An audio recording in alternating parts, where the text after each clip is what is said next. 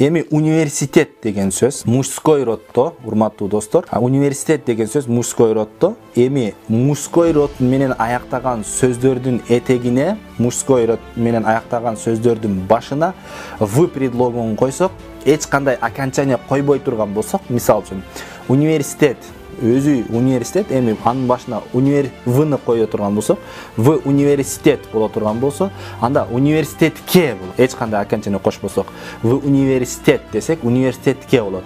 Ал эми этегине е кошо турган болсок, в университетте деп турган болсок, анда университетте болот. Мисалы үчүн, я иду в университет.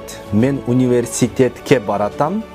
Я сейчас в университете. Мен азыр университеттемин болот.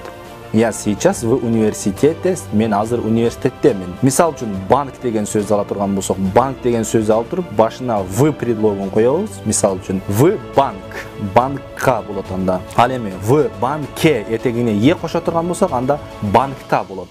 В банк, банкка, в банке, банкта. Я иду в банк. Мен банкка баратам.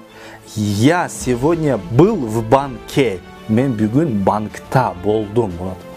Андан кийин я сейчас схожу в магазин. Магазин деген сөздүн этегине башына тагырагы в предлогун коюп туруп, эч кандай окончание кошпосок, анда магазинге ге деген мүчөмүн. Я сейчас схожу в магазин. Мен азыр магазинге барып келем. Ал эми в магазине дей турган болсок, анда магазинде болот. Я сейчас в магазине. Мен азыр магазиндемин.